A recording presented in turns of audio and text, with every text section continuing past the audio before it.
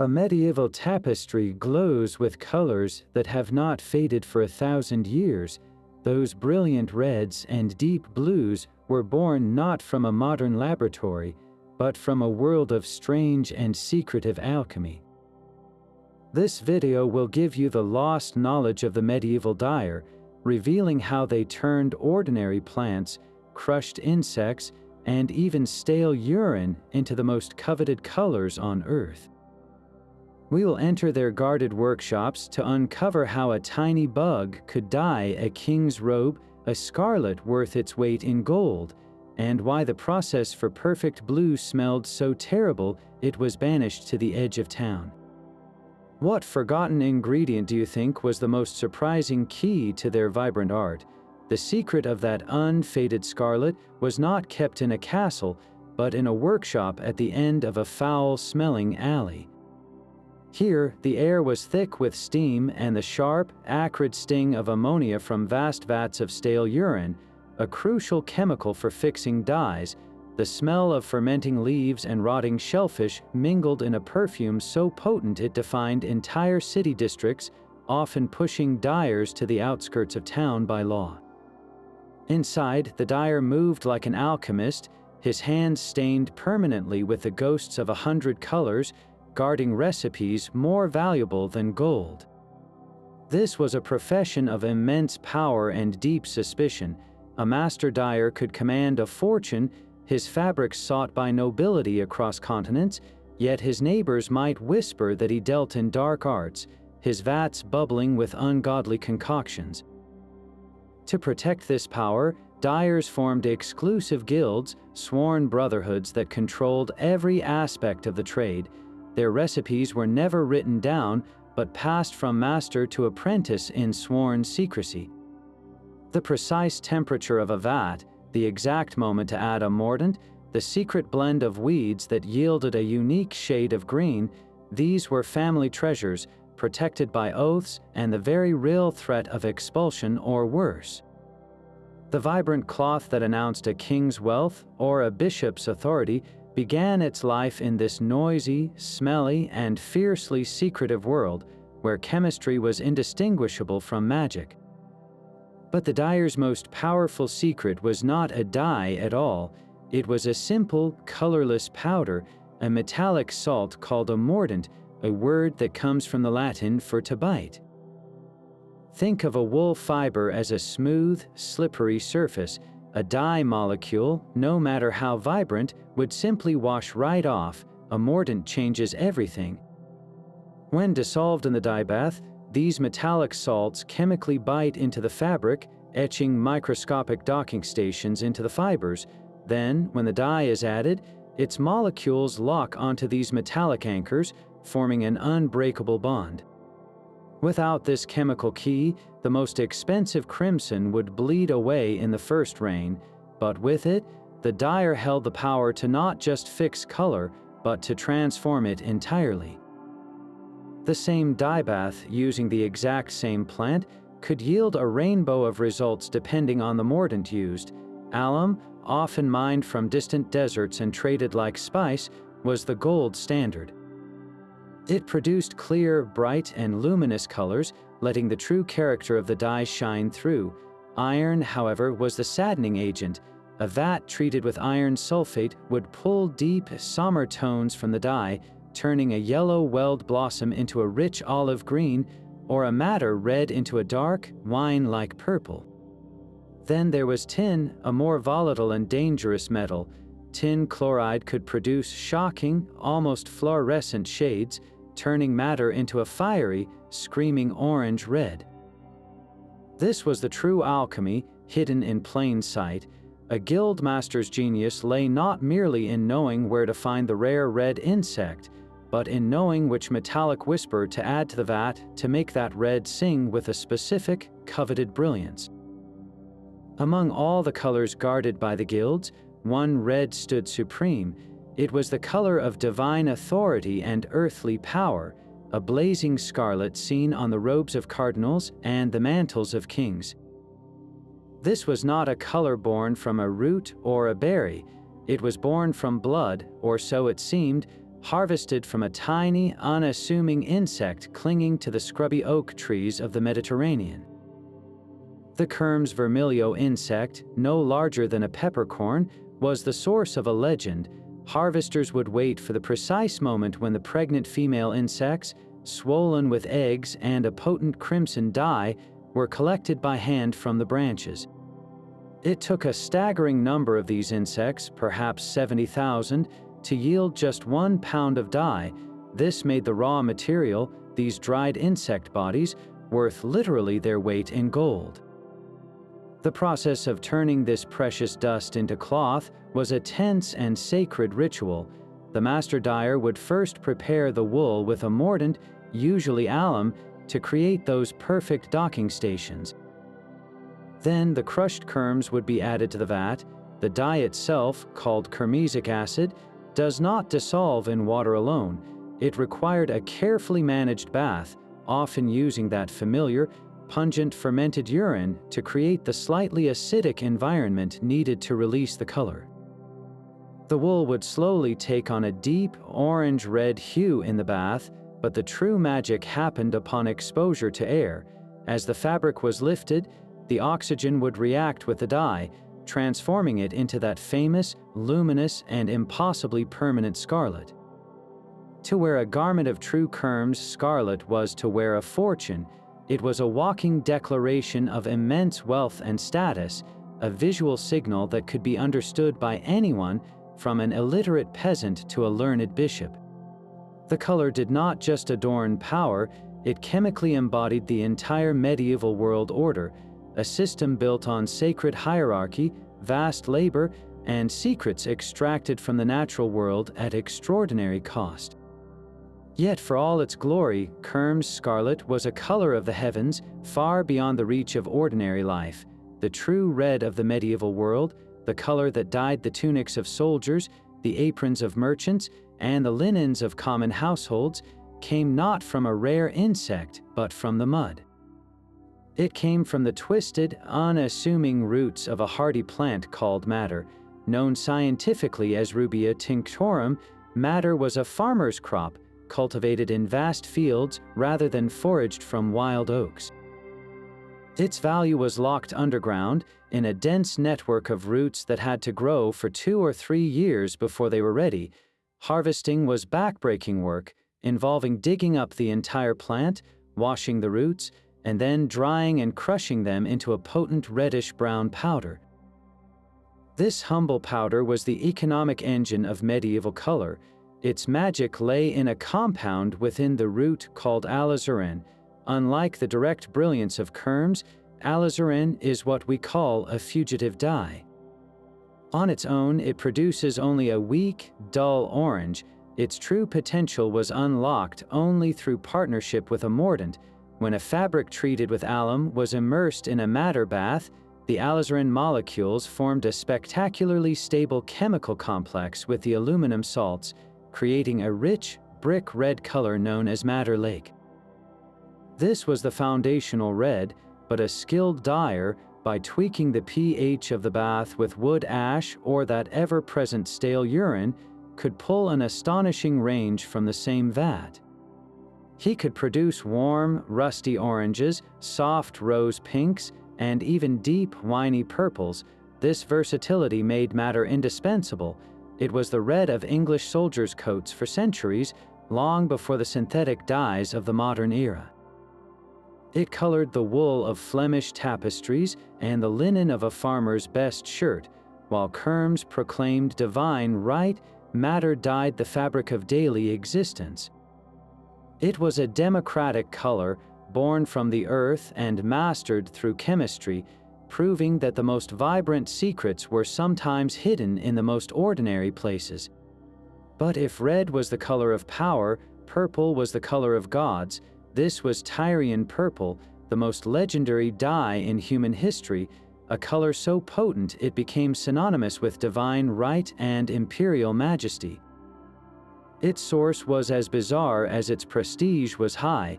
It did not come from a plant or an insect, but from the hypobranchial gland of a predatory sea snail, the murex.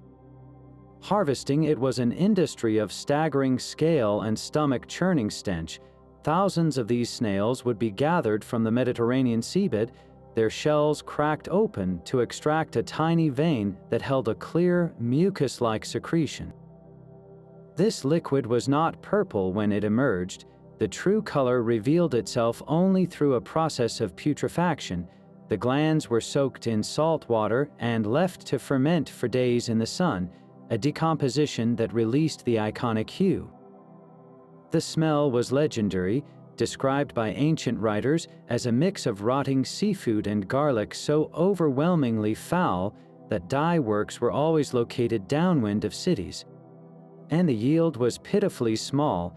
It took roughly 12,000 snails to produce just 1 gram of pure dye, barely enough to color the trim of a single garment.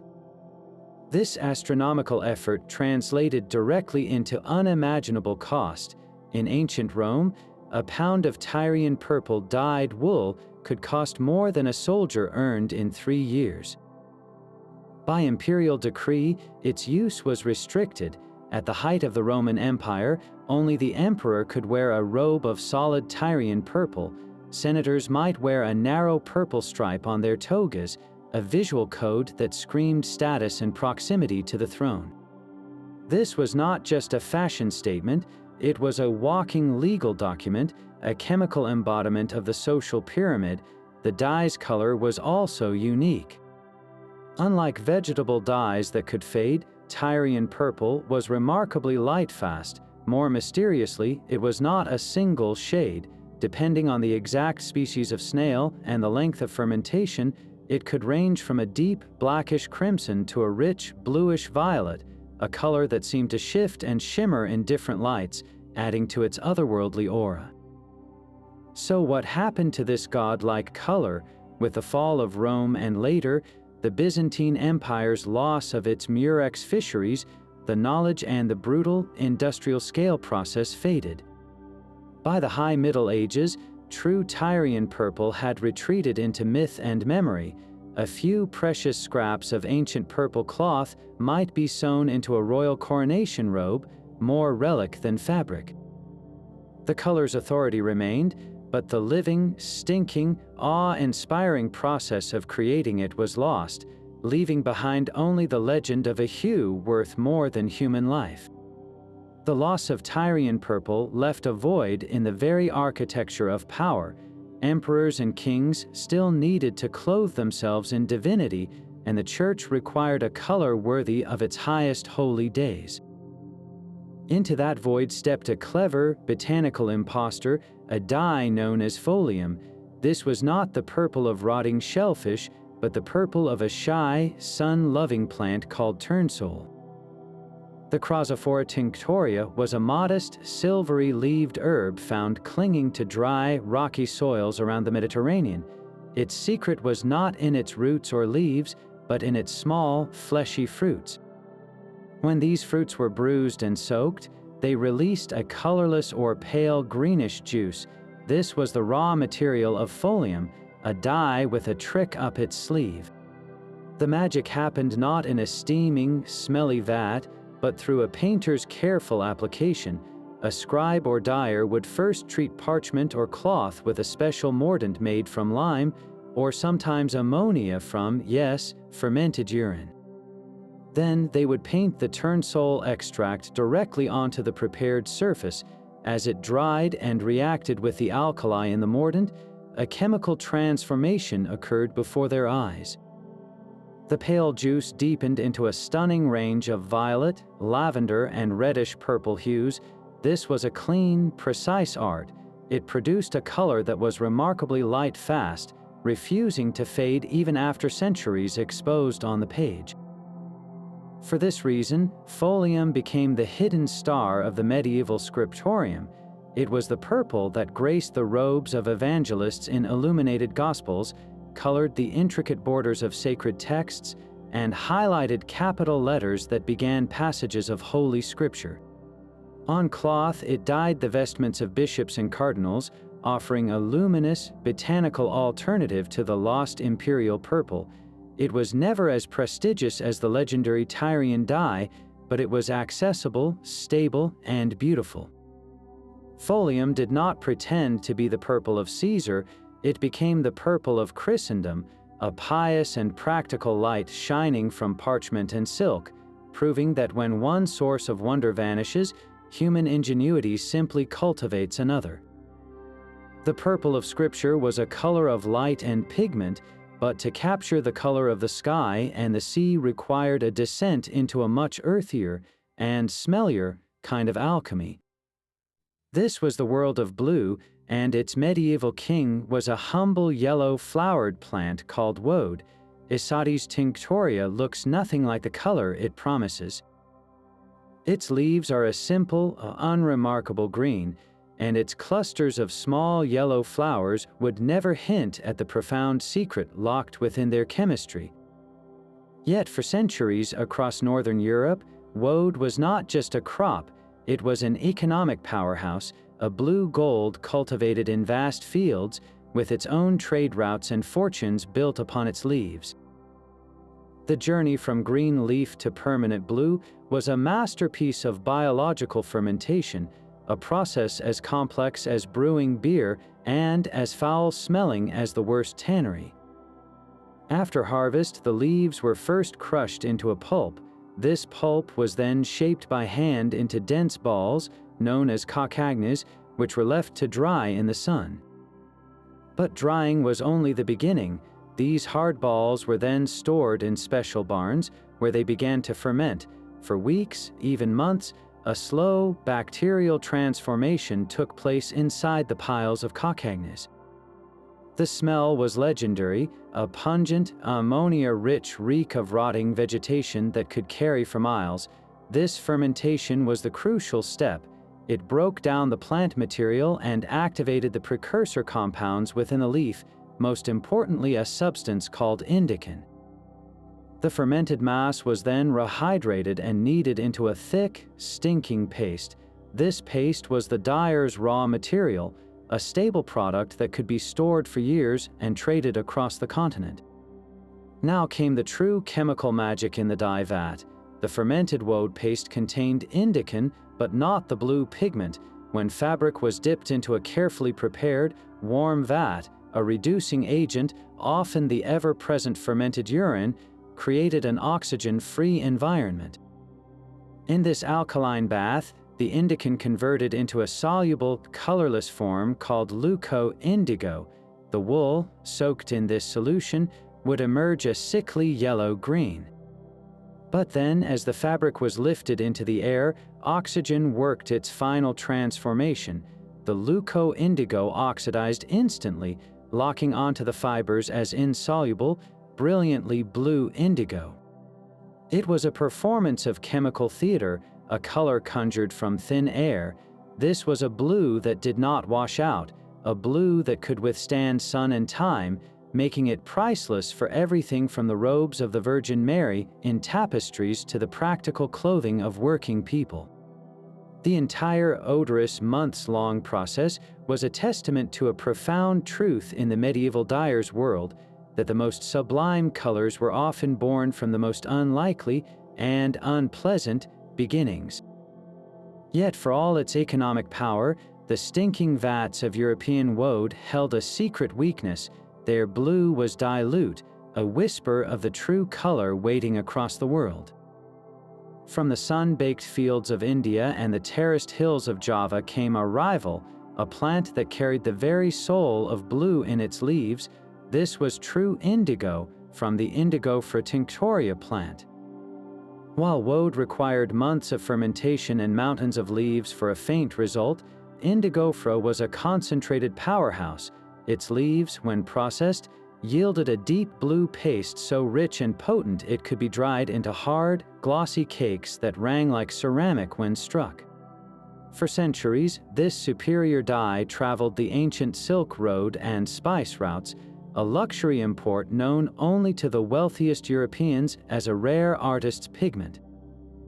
But by the late Middle Ages, knowledge of its true potential began to seep into the dyers' quarters of Venice and Antwerp, carried by merchants' tales and samples of impossibly vibrant cloth.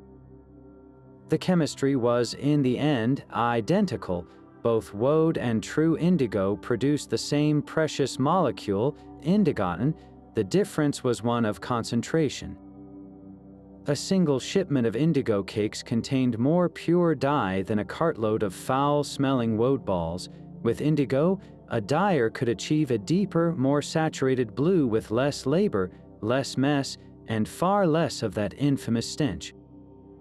This efficiency was a direct threat to an entire way of life. The powerful woad guilds, who controlled fields, fermentation barns, and trade across France, Germany, and England, saw their blue-gold empire facing collapse.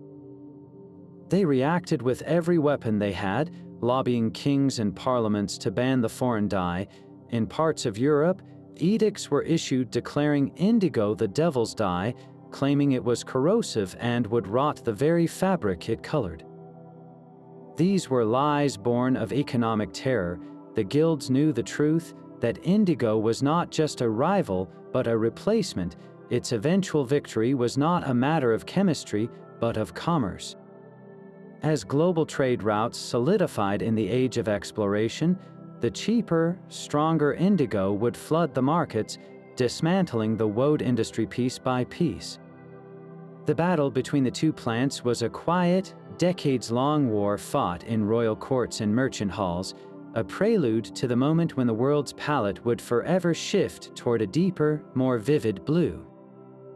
But for a yellow as brilliant as the sun itself, even the richest indigo could not compete. That color came from a spice, a treasure so valuable it was weighed with apothecaries' scales and guarded like jewels. Saffron, the delicate crimson threads plucked from the heart of the crocus sativus flower, was not merely a culinary luxury. In the hands of a master dyer, it became a liquid form of sunlight. The economics of saffron dye were staggering. Each fragile purple crocus bloom produces only 3 tiny stigmas. To gather a single ounce of usable saffron required the hand harvesting of flowers from an entire field, tens of thousands of blossoms, all picked at the precise moment of dawn to preserve their potency. This backbreaking labor translated directly into a price that rivaled gold. Saffron was so expensive it was often used as a direct form of currency, a compact store of wealth that could be traded across borders. To dye with it was to literally steep fabric in money. The process itself was a study in delicate extravagance. The threads would be gently soaked in warm water or a mild acidic solution, releasing a powerful, honey-like fragrance and a pool of intense golden yellow. Wool or silk immersed in this precious bath would emerge imbued with a luminous, transparent yellow, a color that seemed to glow from within. It was not the dull mustard of cheaper dyes, but a radiant, clear hue that evoked the gilding of a summer sky. This was the yellow reserved for the most exclusive purposes. It dyed the linens and silks of the highest nobility, and it found a special home in the scriptorium. Here, scribes would use a saffron-infused sizing to prepare the parchment behind areas meant to be gilded with real gold leaf. The saffron base not only helped the gold adhere, but its warm glow shining through the metal created a richer, more fiery effect, making the illuminated letters on a holy manuscript appear as if they were crafted from captured sunlight.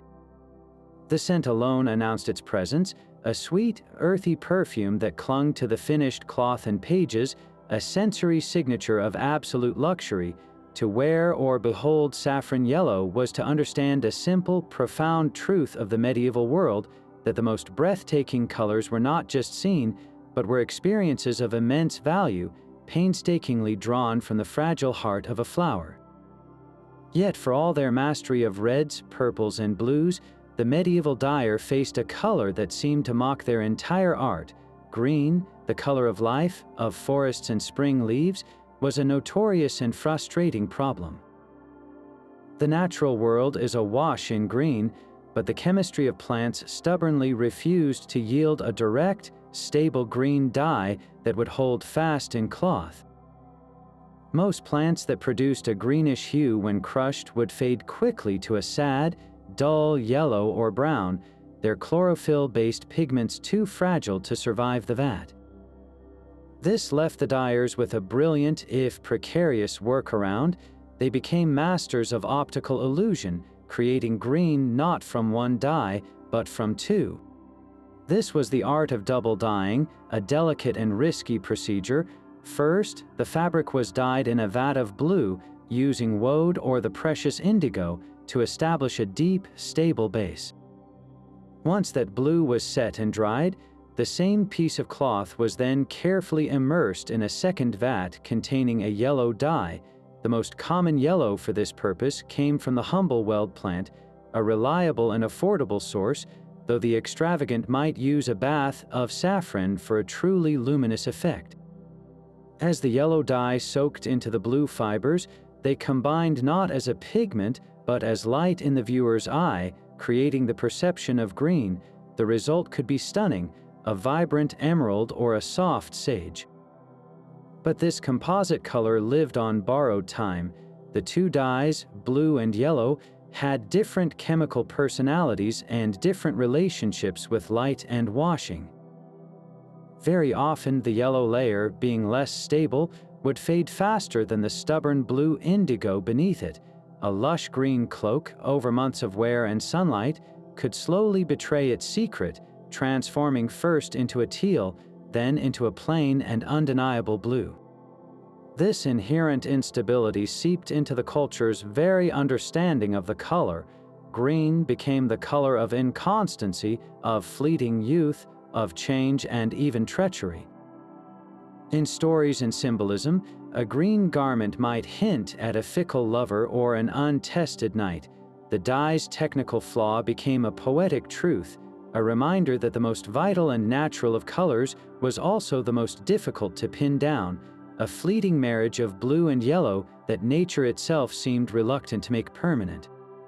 The instability of green made a reliable yellow absolutely priceless, while saffron was the crown jewel. The true workhorse of the medieval palette was a humble, roadside weed called weld. Known as Dyers' rocket, Risetta luteola grew like a volunteer across Europe, its tall spires of tiny greenish-yellow flowers giving little hint of the power within its leaves and stems. For the dyer, weld was a gift of pure, practical light. When harvested just before the flowers opened, the entire plant could be chopped and simmered in a vat. With a simple alum mordant, it yielded a color that was the very opposite of fugitive, a bright, clear, and astonishingly light fast lemon yellow. This was not the deep, golden glow of saffron, but a sharp, sunny hue that refused to fade. It became the foundational yellow for almost everything. It was the essential second layer in that precarious green, and when combined with a madder red, it could produce a range of fiery oranges and warm russets. A skilled dyer could even use a weld bath to subtly brighten a faded red cloth, giving it a renewed vitality, but the genius of the medieval dyer lay in using what was at hand. For more economical yellows, they turned to the world around them. The flowering tops of broom plants could give a softer gold. Turmeric, imported from the East, offered a vibrant but fugitive yellow, perfect for temporary decorations or foods. And in every kitchen garden, there was a free source of color: onion skins.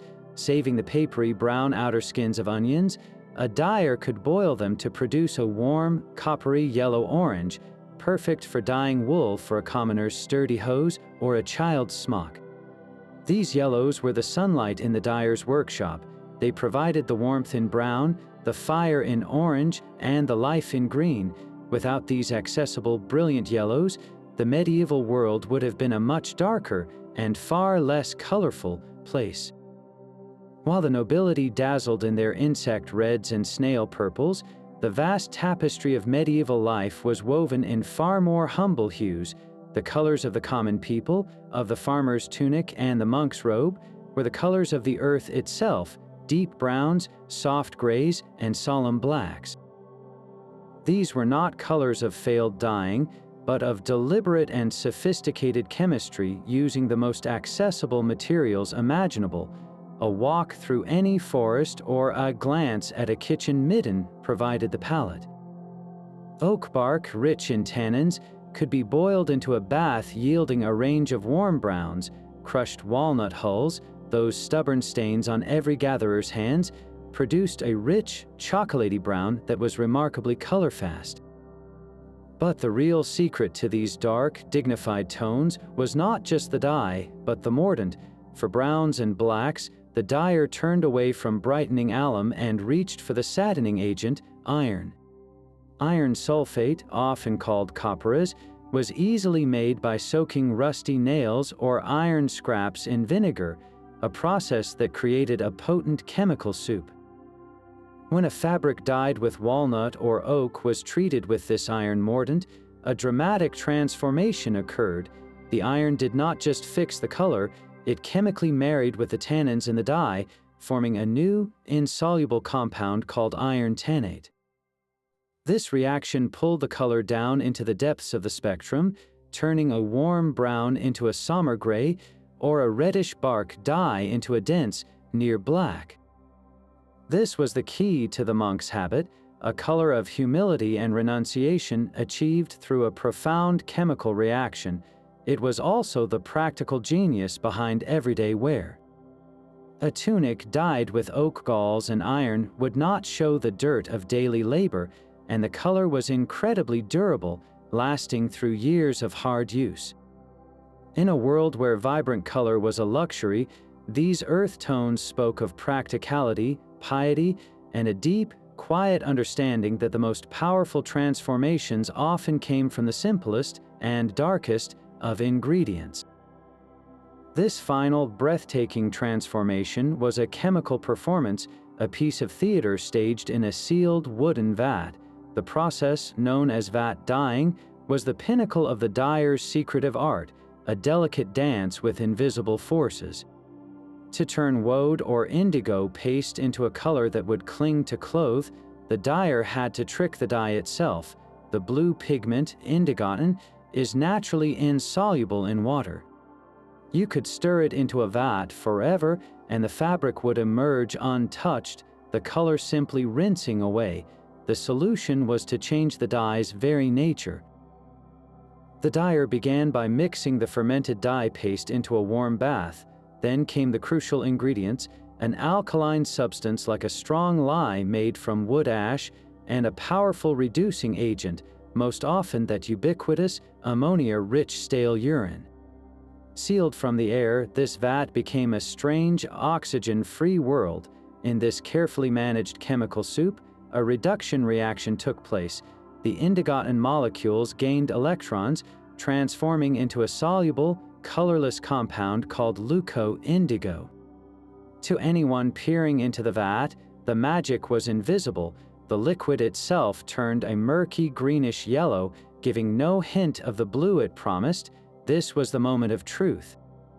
The dyer would gently lower the prepared wool or linen into this seemingly unremarkable bath, swishing it carefully to avoid introducing air bubbles. The fabric soaked up the colorless leuco-indigo solution, saturating its fibers. When pulled out, it was not blue, but a sickly, pale yellow-green. Then came the reveal. As the dripping cloth met the oxygen in the air, oxidation occurred instantly. The leuco-indigo molecules lost the electrons they had gained, reverting back to their original, insoluble blue form. Before the dyer's eyes, the fabric bloomed into color as if the very sky was weaving itself into the threads. It was a moment of pure alchemy, where air itself was the final, magical ingredient, fixing a color so permanent it would outlast kingdoms. The magic of that final transformation came at a cost, a price paid not in gold, but in a pervasive, unforgettable stench. The most critical ingredient in the dyer's workshop was not a rare insect or an imported root. It was a vat of stale human urine collected from chamber pots across the town. To the modern mind, this is shocking, even revolting, but to the medieval dyer, it was simply chemistry. Urine, as it ages, undergoes a process where urea breaks down into ammonia. This ammonia was the dyer's multi-tool, a chemical Swiss Army knife essential for nearly every vibrant color they created. Its first role was as a powerful cleaning agent, or scour. Wool fresh from the sheep is coated in a greasy lanolin that repels water and dye. A soak in an ammoniacal urine bath would cut through this grease, scouring the fibers clean and making them ready to accept color. But its most important function was in regulating the pH of the dyebath. Many dyes, like the precious red from madder, require a slightly acidic environment to bond properly with the fabric.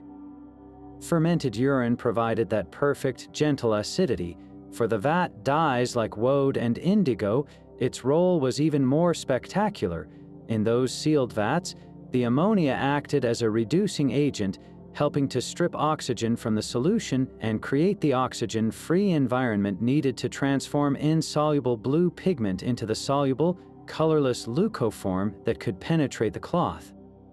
Without this golden, pungent liquid, the brilliant blues and fast reds would simply not exist. Urine was so valuable that it was systematically collected and sold to dyers' guilds, creating a literal economy of waste. And it was not the only unsavory substance in the workshop. Dung from farm animals was sometimes used, particularly pigeon droppings rich in ammonia, for similar chemical purposes. Fermenting bran created lactic acid, another tool for managing pH. The dyer's craft was, in essence, a form of controlled rot, a partnership with bacteria and fermentation to unlock colors from stubborn plants and insects. This practical, unglamorous reality had profound social consequences. The smell was not a minor inconvenience, it was a defining characteristic. The reek of ammonia, rotting vegetation, and fermenting vats was so overpowering that dyers' quarters were almost always placed by law on the outskirts of town, downstream from the main water supply and downwind of the wealthier districts. They lived and worked in a world apart, isolated by the very processes that gave them power. The breathtaking beauty of a cardinal's robe or a queen's tapestry was born in these noisy, reeking, marginalized workshops, a stark reminder that the most exquisite art often springs from the most humble and humbling of origins. Surrounded by these reeking vats, the dyer's hands moved with a rhythm learned over a lifetime, guided by an arsenal of tools that were extensions of his own senses. His workshop was a forest of vessels, each chosen with a specific purpose in mind. For the most common dyes, like the humble weld or madder, large wooden vats were the workhorses. These were often made from tight-grained oak, which could withstand years of hot, acidic baths without tainting the color. But when dealing with more aggressive chemicals, like the iron mordants used for saddening browns and blacks, wood would not suffice. The acidic iron solution would eat through the timber, so the dyer turned to stoneware crocks or, in wealthier workshops, vats lined with lead. Copper vats were another prized possession, particularly for certain delicate processes. The metal could react with the dye bath, sometimes subtly shifting the final hue, a variable a master learned to anticipate and even exploit. This was not a one-size-fits-all operation. The choice of vessel was the first critical decision in a long chain, a physical foundation that could make or break a precious batch of scarlet or sky blue. Alongside the vats stood the tools of motion and control, long wooden poles, their ends smoothed by countless rotations, were used to gently submerge and stir the heavy, wet wool without introducing damaging air bubbles into a sensitive vat dye. Paddles of various shapes helped skim impurities from the surface of a simmering bath. After the dyeing was complete, the sopping fabric was hauled out with hooked sticks and draped over towering wooden drying racks that reached toward the ceiling, allowing air to circulate and complete the oxidation process that fixed the color. Yet for all these physical instruments, the dyer's most vital tools were the ones he was born with. His eyes were constantly gauging the subtlest shifts in the liquid's hue. Watching for the moment, a blue vat turned the correct shade of murky yellow-green, signaling it was ready for cloth. His nose was a calibrated instrument, identifying the precise stage of fermentation in a woad ball by the complex bouquet of ammonia and decay, and his hands, permanently stained with a map of old colors, were thermometers and timers. He would test the bath's heat by feeling the steam against his skin, or by dipping an elbow into the liquid, a practiced method far more reliable than any primitive gauge. He judged dye exhaustion, the point when a bath had given up all its color, by lifting a sample fiber and seeing if it took the hue as deeply as the first dip. This intimate sensory knowledge was the true secret, a library of experience that could never be written in a book. It was learned only through years of silent apprenticeship, watching a master's every move, memorizing the smell of a perfect madder bath, and feeling the exact texture of wool that had accepted its mordant. A recipe might call for a handful of alum and a simmer for the length of 2 prayers, but the master knew that on a cold, damp Tuesday, with wool from a particular valley flock, it required a pinch more and the patience for 3. This was the living, breathing art of the craft, passed from one stained hand to another, ensuring that the vibrant soul of color never faded from memory. The master dyer's sensory knowledge was his personal fortune, but it was the guild that turned that fortune into a fortress. These were not casual trade associations, they were the iron-clad governments of color. To practice legally within a city's walls, a dyer had to be a sworn member of the local guild, bound by its strict and often secretive statutes. The guild's primary weapon was control. It set the prices for dyed cloth, preventing undercutting and ensuring a stable, profitable market for all members. It enforced rigorous quality standards, with guild inspectors empowered to confiscate and publicly burn any cloth deemed poorly dyed or fraudulent, protecting the reputation of their city's products across Europe. But their most fiercely guarded treasure was knowledge itself, the complex recipes for mordants, the fermentation times for woad, the precise vat conditions for perfect scarlet. These were never written in ledgers. They were passed orally from master to apprentice in the privacy of the workshop, a sacred trust protected by solemn oaths. An apprentice who betrayed these secrets could face expulsion, a professional death sentence that barred him from practicing in any guild-controlled city. This system created a monopoly of skill, ensuring that the power of color and the wealth it generated remained in the hands of a privileged few families and their chosen successors. This economic control had a direct, visible counterpart in the fabric of society itself, woven into law. Across medieval and Renaissance Europe, rulers enacted sumptuary laws, detailed legal codes that dictated who could wear what. These laws were obsessed with color. A statute might decree that only a duke or a count could wear cloth of pure scarlet dyed with kermes. The deep purple of folium might be reserved for bishops and royalty. Even certain rich shades of blue, achievable only with expensive quantities of woad or indigo, could be forbidden to merchants or artisans. The reasoning was explicitly social and economic. By legally reserving the most vibrant, expensive colors for the nobility and clergy, these laws made status instantly legible in the street. You could tell a person's place in the world at a glance by the hue of their cloak. But the laws also had a practical economic purpose: to prevent the newly wealthy merchant class from spending fortunes on imported silks and dyes, thereby keeping wealth within the kingdom and maintaining the visual supremacy of the old aristocracy. For the dyer working in his smelly quarter, these laws turned every vat into a political act. When he prepared a bath of precious kermes, he was not just making a color, he was dressing a king, a cardinal, a living symbol of divine right. When he sold a rich burgher a length of deep blue wool, he had to be certain it was a shade permitted by law, or risk severe penalties for himself and his client. His craft was the physical mechanism that enforced the social pyramid.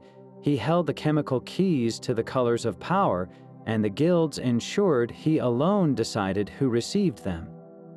This intricate dance between secret chemistry, economic monopoly, and legal decree meant that the color of your clothing was never just a fashion choice. It was a public declaration of your wealth, your bloodline, and your exact coordinates in a rigidly ordered universe. The dyer, often marginalized by the stench of his trade, was in truth a central architect of that visual order, his vats simmering with the very pigments of power. But the guild's most precious secrets were never spoken aloud. They were hidden in plain sight. A handful of mysterious books, like the 15th century Tegernsee manuscript or the cryptic Book of Secrets, survive as tantalizing puzzles. These are not straightforward instruction manuals. They are coded treasure maps, written to preserve knowledge for the initiated while deliberately misleading the unworthy. To read one is to step into a world of deliberate obscurity where every ingredient wears a mask. A recipe might call for the blood of a dragon, a fantastical substance that actually referred to the bright red resin from the dracena tree, used more for varnish than dye. It might insist on virgin's water, a poetic term for the first, clean runoff from melting snow, prized for its purity, or it could demand the tears of a saint, which was simply a coded name for a specific type of costly, clear distilled alcohol. The omissions are as telling as the poetry. A formula for a perfect black might list walnut hulls and oak galls, but completely leave out the crucial final step, the iron mordant that would sadden the brown into true black. That silent gap was the whole point. The written word gave a skeleton, but the living flesh of the process, the timing, the temperature, the exact stir of the paddle, belonged only to the master watching over the apprentice's shoulder. These books were not meant to teach outsiders. They were memory aids for those already in the know, written in a language of allegory and omission that turned practical chemistry into a kind of alchemical riddle. To possess such a book without the oral tradition behind it was to own a key without a lock, a collection of beautiful, frustrating clues to a vibrant world you could never quite unlock.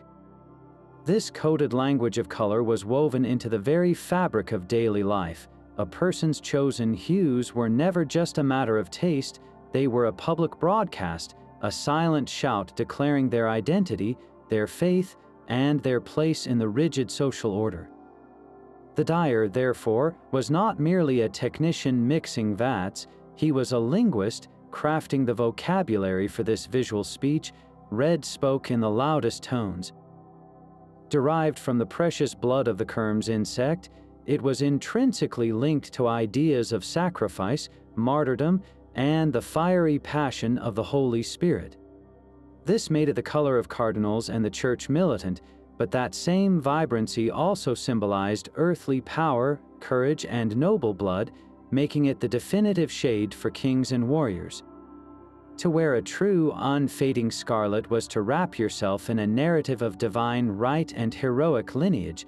Blue, born from the slow fermentation of woad, carried a cooler, more celestial message. As the color of the sky, it became associated with truth, heaven, and steadfast fidelity. Its greatest champion was the Virgin Mary, who, from the 12th century onward, was almost exclusively depicted in robes of luminous blue in paintings and stained glass. This sacred connection made blue a color of piety and serenity, a hue that whispered of devotion and eternal truth. Then there was green, that unstable marriage of blue and yellow. Its direct link to the natural world made it a symbol of spring, renewal, and youthful love, yet its frustrating tendency to fade, to betray its blue underlayer, gave it a double meaning. Green also symbolized inconstancy, deception, and fleeting fortune. A knight in green might be a figure of romantic vitality, or he might be untrustworthy, his loyalty as changeable as the color on his tunic.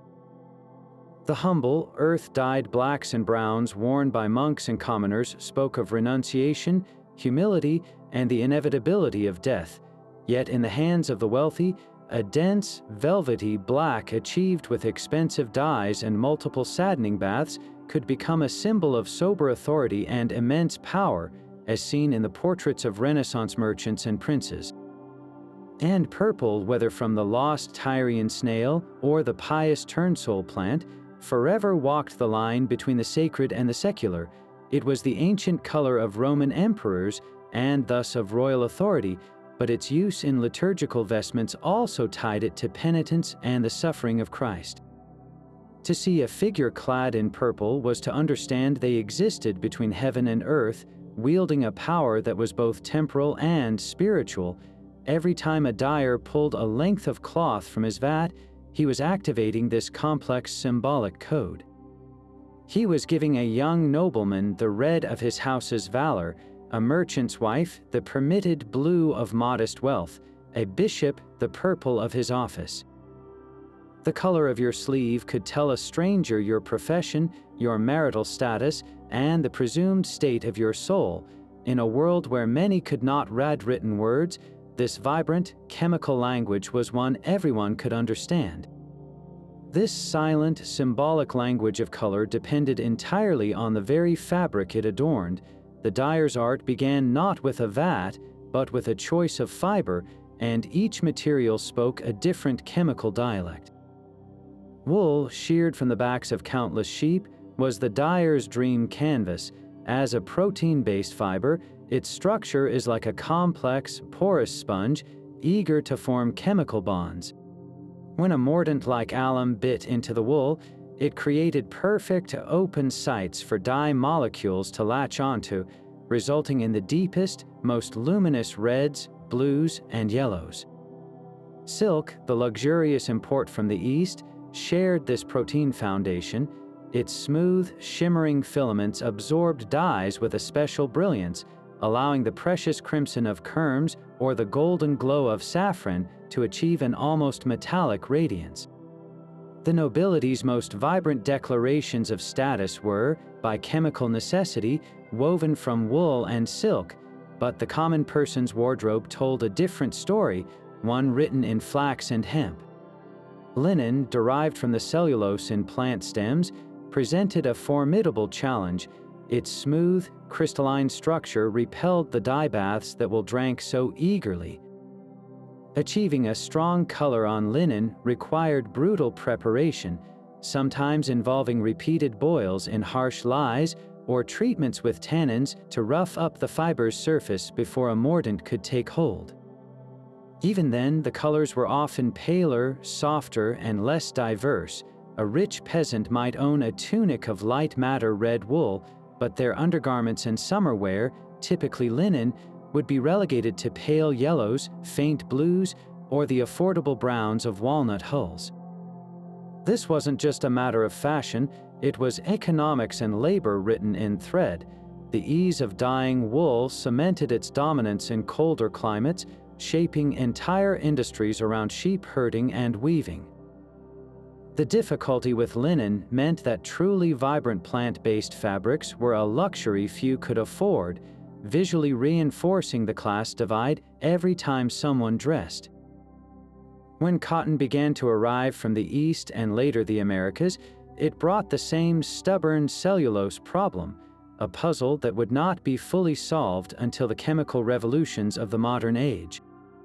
So the next time you see a medieval painting, look closely at the colors, but also look at the texture they depict. The blazing scarlet of a king's robe is almost certainly wool, its fibers chemically married to that impossible color. The soft, muted blue of a servant's smock is likely thin linen, holding onto the barest whisper of the dyer's art. The fiber itself was the first, and most important, ingredient in the recipe for a rainbow.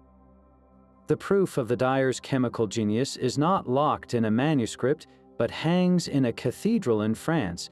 The Bayeux tapestry, that epic 70-meter-long embroidery telling the story of the Norman conquest of England, is a 1,000-year-old testament to color. Its scenes of ships and battles are stitched in wool on a linen ground, and the blues in particular have defied time. They retain a subtle greenish-gray hue, a whisper of the vibrant sky they once were, yet they have not crumbled into brown or vanished entirely. This remarkable preservation is our clearest window into the practical success of medieval dyeing. The blues are almost certainly from woad, the workhorse blue of Northern Europe. The tapestry's survival lets us reverse engineer the choices those anonymous Norman dyers made nearly a millennium ago. First, they were working with the ideal fiber, wool. The embroidery threads, eager to bond with dye, would have been carefully scoured, likely with that ammoniacal urine bath, to remove all grease. Then, they were almost certainly mordanted with alum. This crucial step, the biting of the fiber, would have created the stable chemical anchors for the color. The dyers would have prepared their woad vat with the fermented paste, managing the reduction process with wood ash and more urine in a sealed vat to create that oxygen-free, yellow-green leuco-indigo bath. The wool threads dipped into this chemical soup would have been pulled out a sickly yellow, only to bloom into blue upon contact with the air. The very fact that the blue is still visible, albeit faded, tells us they succeeded in fixing the indigotin molecules permanently within the wool's structure. But why has it faded to this particular soft, grayish tone? Light is the great enemy of all dyes, and centuries of exposure have slowly broken down the indigo molecules. The greenish cast is a clue, perhaps hinting at the specific fermentation of the woad balls used, or a trace interaction with the alum mordant over immense stretches of time. The linen background, however, tells a different story. Any attempt to dye the large linen cloth a solid blue would have been a monumental, and likely failed, task.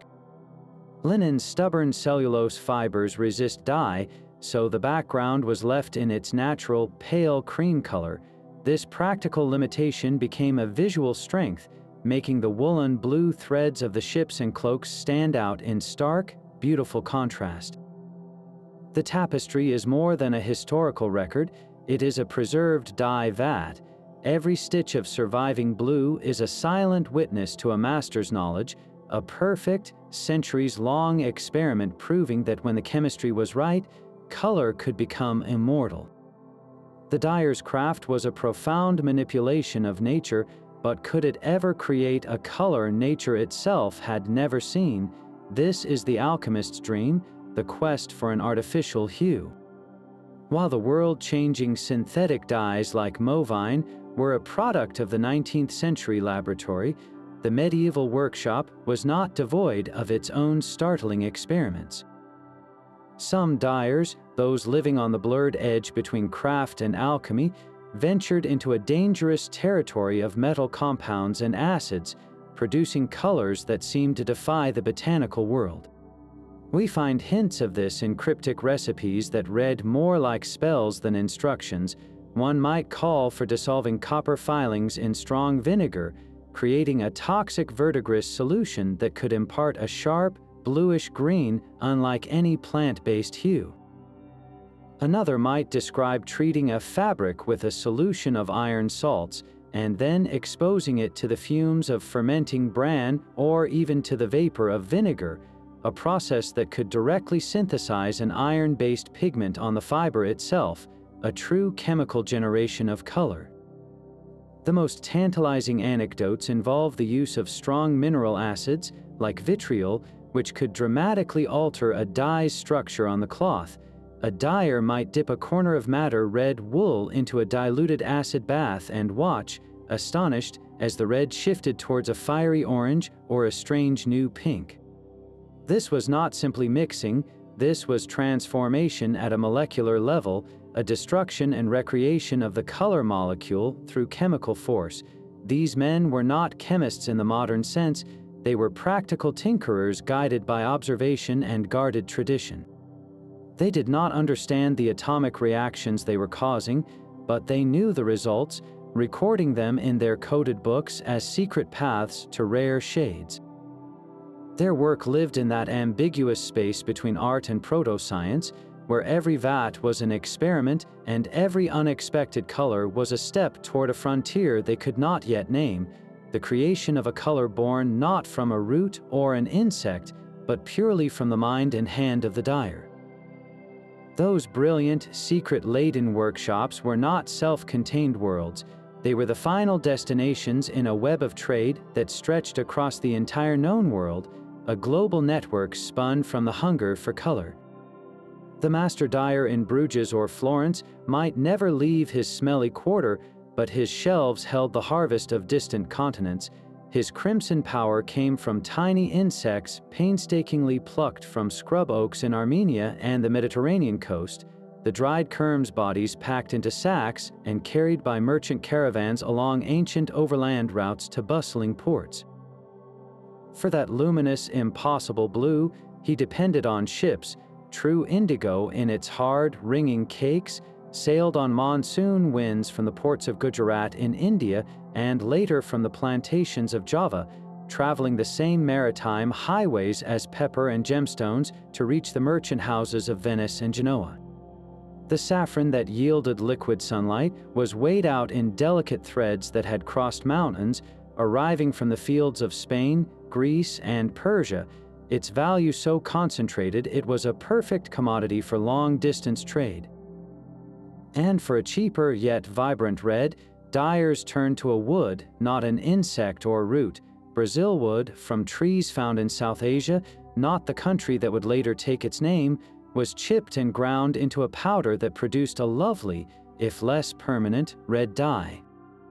This very name, Brazil, meaning amber red in Portuguese, is a fossil of this trade, later given to the New World land where a similar red wood was found. This was a market that operated on a staggering scale. The ledgers of medieval merchants record shipments of woad by the ton, indigo by the chest, and saffron by the precious ounce. The desire for color was a primary economic engine, as powerful as the desire for spice or silk. It funded shipbuilding, employed carters and guards, and enriched the banking houses that financed these risky, long-distance ventures. Long before Europeans set sail to colonize the Americas, they were already deeply entangled in a global color trade, their workshops functioning as chemical portals where the products of Armenian hills, Indian plains, and Persian plateaus were transformed into the very fabric of European identity. The local dyer in his isolated, smelly workshop was in truth a global citizen, his craft the final alchemical link in a chain that connected the wardrobe of a French duke to the labor of an Indian indigo farmer and the voyage of an Arab dhow across the Indian Ocean. The global trade in color was a fragile web, dependent on harvests, pirates, and the whims of distant kings. For all their chemical genius, medieval dyers remained prisoners of nature's pantry and geography's map. Then, in 1856, a teenage chemistry student in London named William Henry Perkin made a mistake that would shatter that ancient world. While trying to synthesize quinine from coal tar to fight malaria, he accidentally created a murky purple sludge. Instead of discarding it, he noticed it stained cloth a magnificent, vibrant purple that refused to fade. He had created movine, the first synthetic organic dye. This was not an extraction, but a creation. The color came not from a bug or a root, but from the black residue of coal gaslighting, a waste product of the Industrial Revolution itself. Within a few years, chemists unlocked the molecular structures of alizarin from madder and indigotin from indigo, learning to replicate and then improve upon them in factories. By the 1870s, synthetic alizarin red was being produced so cheaply and consistently that it destroyed the centuries-old madder farming industry almost overnight. The same fate soon befell the indigo plantations. The vibrant, secret-laden world of the medieval dyer was rendered economically obsolete by a test tube. For the first time in human history, brilliant, color-fast dyes were available to everyone, democratizing color in a way that would have been unimaginable to a guildmaster guarding his vats. This chemical revolution birthed the modern fashion and textile industry, but it also severed our direct connection to the land, the seasons, and the slow, smelly, sacred alchemy that once produced every hue. Yet in that very severance lies a curious modern revival.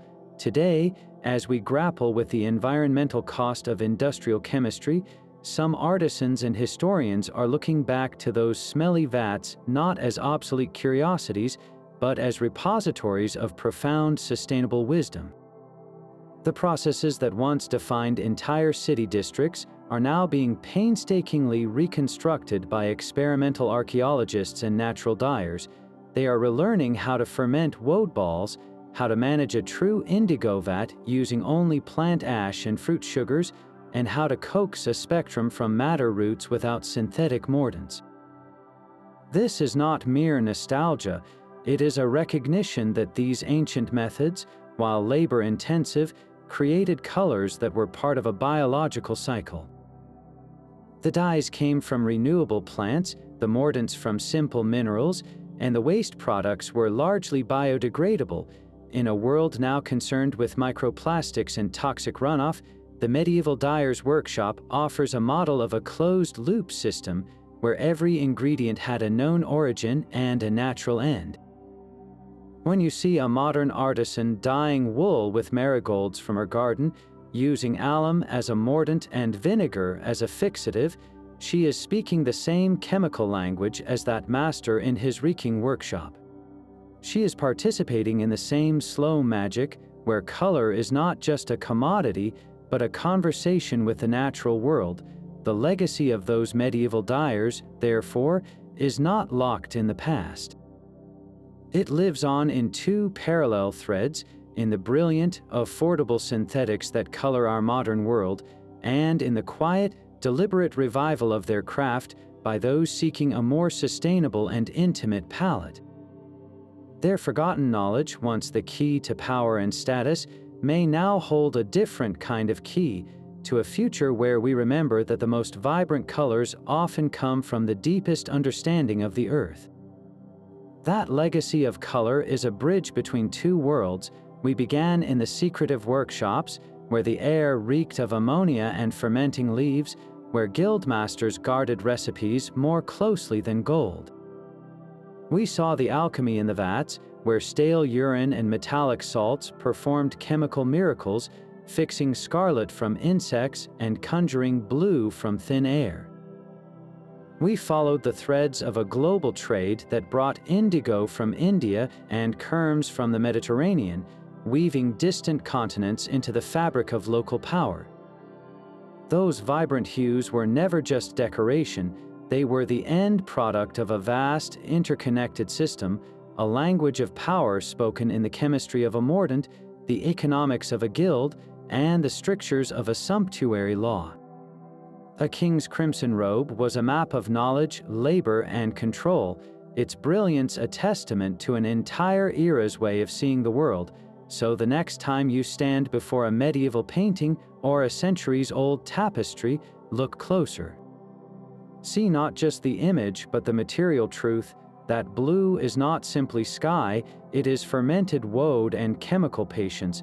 That red is not just blood, it is the harvested life of thousands of tiny insects and a master's timing. Every thread holds a story of stinking vats, guarded secrets, and a human hunger for beauty so strong it could turn waste into wonder and common plants into the colors of heaven. Tell me in the comments which color's journey from the earth to the loom fascinated you the most. Was it the insect blood scarlet, the impossible Tyrian purple, or the humble, democratic red of the madder root? Look with new eyes and share what you see.